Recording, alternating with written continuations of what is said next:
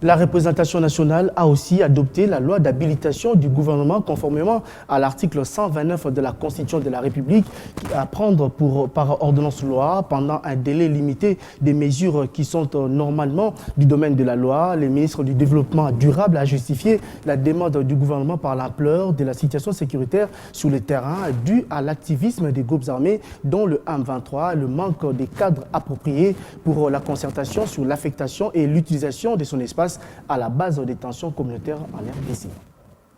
Nous avons bien précisé que ce projet ou cette autorisation d'habilitation que nous sollicitons, c'est pour la période pendant laquelle le Parlement est en vacances. Et il est connu, et cela est dit dans la Constitution, que les vacances partent du 15 juin au 15 septembre. Ce qui veut dire que cette loi pourrait prendre effet à partir du 16 jusqu'au 14 septembre.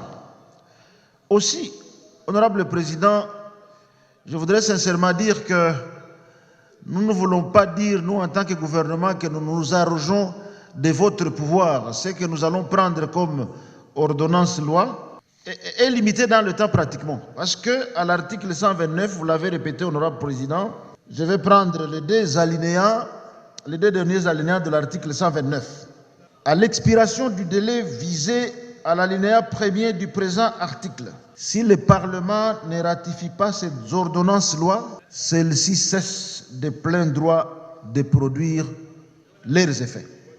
Les ordonnances-lois délibérées en Conseil de ministres et ratifiées ne peuvent être modifiées dans leurs dispositions que par la loi. Donc le pouvoir, il est le vôtre. Après les 3 mois, vous reviendrez à la charge lorsque le gouvernement va venir avec ces projets, ces ordonnances-lois pour ratification.